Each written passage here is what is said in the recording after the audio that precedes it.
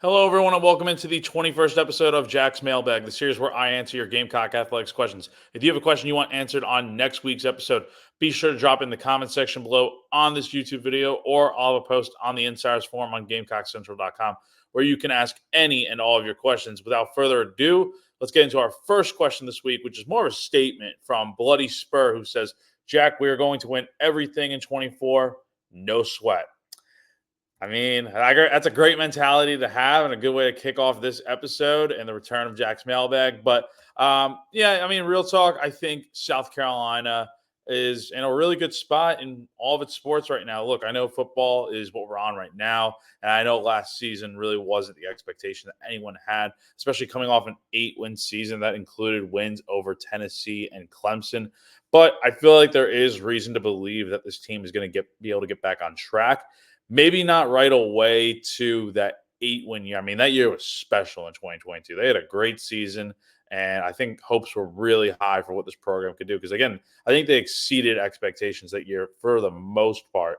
But with this year's team, it's like, I think a lot of people are not really counting them in. I feel like a lot of people are just doubting them, and I feel like that's the way it should be, especially after the year they had. I think that could play to their advantage. I feel like they got a lot more depth this year. That's something we'll talk about a ton as we get closer to week one.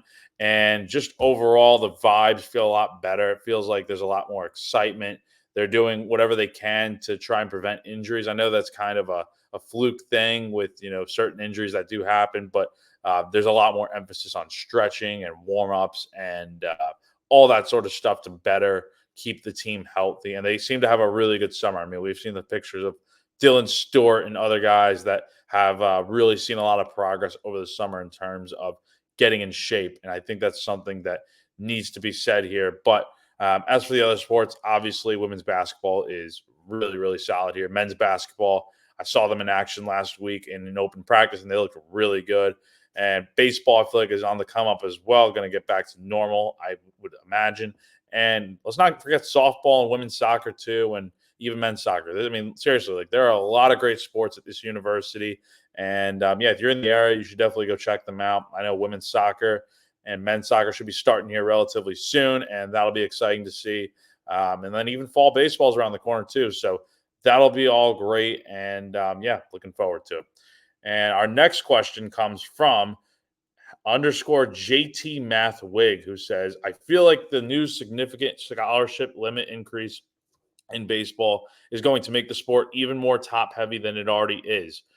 Only the SEC, ACC really care and can afford it. So they'll be able to pluck more players from lower levels with the promise of a full ride you can't get elsewhere. That's fine for SC, but not sure for the sport overall. What do you think? So, yeah, so if you're not aware, I believe starting next year, the NCAA has approved, and this happened about a few weeks ago now, but now that we're talking about it, the NCAA increased scholarship limits in a ton of sports, including baseball. So in the past and this year, scholarships have been notoriously 11.7 scholarships, which you can give out as a baseball program, which is really specific. But starting in next year, which I guess would be, well, 2 years from now, really, the 2025, 2026 calendar year, I believe would be when they start making scholarships from 11.7 to, I believe, 34. And that is the maximum you can go. So you can give out to 34 scholarships. So essentially every player on your roster could be under scholarship if you so choose. Now, I get kind of where this question is going, as it really does impact the sport as a whole.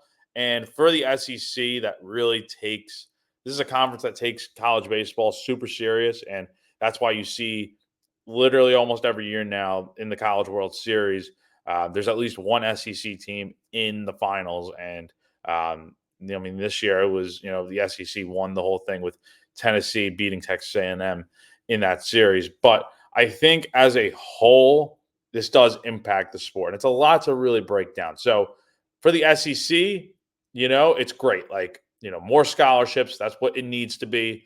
And now it's not like, you only have a certain limit with how many scholarships you can give out. Of course, there is a bigger limit coming up, but it's like 11.7 is not a lot. And you're going to have to really divvy up your scholarships in an efficient manner. You can't really be, you have to, your scholarships need to be going to the best players on the team.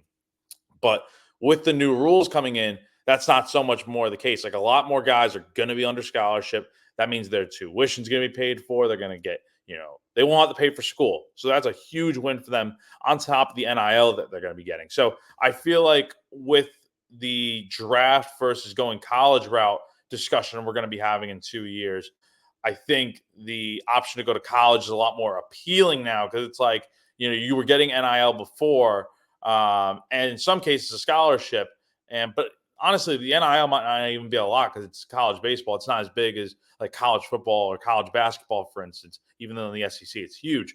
But my point is that now it's like you have that stacked with getting a full ride to school, and so that in itself is a lot more appealing. And I think if unless the money is like super good at the pro level, like unless you're like a top, you know, 3 round pick in the MLB draft, especially if maybe like a high school guy, I feel like the option to come to school is definitely a good one and could certainly be good. Now, the argument for the mid majors and smaller schools is, they can get up these scholarships too, but at the same time, it's going to be harder for them to maybe compete for the bigger fish on the market, especially when you talk about like, the transfer portal and stuff. Now that all these schools have the same type of rules where they can get up certain scholarships and stuff, it's going to make a world of difference for the options these guys have. And so I definitely think mid majors will still have their opportunity to shine and get the players they need to be successful moving forward. But I think for the bigger conferences and bigger schools out there, it's somewhat of an advantage. But again, you don't have to use all 34 scholarships. I think that needs to be said. Like you can fill out your entire roster with scholarships, but that's the maximum amount you can have. So no more than 34. And that also decreases the roster size a little bit, I think. I think this year or this upcoming season, I'm talking about 2025 when I'm talking about this. So everything before I was talking about was with 2026. And so with 2025, it's like your roster size is going to be 40 and you're going to have the 11.7 scholarships. So I wonder how bringing it down to 34 kind of impacts things. So I'm not sure, but it's a really interesting discussion to have. And I am glad to see that the NCAA is kind of on top of it with increasing scholarships because that's kind of the way it needs to be. And our final question comes from 1M Creek Cock, who says, how many players will be competing for roster spots with baseball? With which MK's holdovers do you expect to stick on the roster? So that is another whole discussion that needs to be said here. And with right now, I believe there are 51 players on South Carolina baseball's roster going into the fall. And it actually is 48 because 3 of the high school pitchers coming in on the roster are going to be out for the year with Tommy John surgery. So your number is really at 48 right now. And like I said before, you're going to have to get down to 40 at some point. And with 2 scrimmages against Air Force and Charleston this fall, by those dates, you need to have your roster at 40. And so it's going to cause a little bit of chaos once that starts again. Fall practice does start September 30th for South Carolina baseball, but over these next few weeks and through fall practice, it's going to be a busy time for Paul Mainieri and his staff, not only to get adjusted to coaching at South Carolina, but they're going to have to make some tough decisions with which players to keep on the roster and which ones that maybe need to go ahead and transfer out or whatever. And I think the discussion actually is a lot more simpler than it really is made out to be. I think you could see a lot of these high school guys, maybe some JUCO guys on the roster. It's basically guys that aren't getting a lot of playing time. Probably the discussion would probably be with Mainieri and the players that if you're not getting a ton of playing time, maybe the better option is to go ahead and transfer and go somewhere else. Maybe go play JUCO ball somewhere else. Maybe go to a mid-major. That kind of discussion. And so I think it's easier to weed out some of the the players on the roster who may not play and bring that number down to 40. And now I do expect a lot of the roster from last year to return. You're going to lose all the guys that left in the draft. That's a given. Anyone that transferred out, but then again, none of the players from that transfer pool that were going to leave South Carolina, at least to me, were not super impactful guys. There was a lot of guys that really didn't play a ton, and that's to be expected. I think that's kind of the same case we'll be getting here in the fall when eventually there are more cuts to be made. And then you have the seniors that were graduating and wanted to move on and stuff. But that said, you are getting a lot of guys back. Like there's a whole list that I could go through right now. But if you want to check out a story I wrote about a week or two ago on GamecockCentral.com, I broke down the entire roster of guys leaving, guys coming in, what it could look like, and all that sort of stuff. So it is an interesting topic to talk about here. But again, I do feel like the big names on the roster are definitely going to be back next year. Obviously, Ethan Petrie. You'll be getting Blake Jackson back in the outfield there. You'll be getting the freshman core of pitchers back, which is really exciting to see. And I'm super fascinated to see how they grow. But I think big competitions to keep an eye on. Again, every spot is going to be up for grabs. And when I talk about it here, it's kind of just what I said here. The infield, I think, is going to be a specific one to keep an eye on. I think it's interesting to see whether or not Ethan Petrie is going to be at first base or in right field. I think long term speaking, and I've talked with some people that work with the draft and stuff and cover that. I think Petrie. They say Petrie is more made out to be a first baseman long term, and so I think that's where you're going to see him next year. Although they've got other guys. They got Bo Hollins coming in next year from the high school ranks, and he's going to be a guy that plays first base. He's going to be competing for reps over there. So that's an interesting competition right there. But obviously, Petrie would get the upper hand more likely than not. And then the rest of the infield really is just it's really unknown right now what it's going to look like. You have Talmadge LeCroy coming back. You're going to have Will Tippett coming back. Second base is going to be open. So I think no spot is secure in the infield, really outside of Petrie if he's playing first base.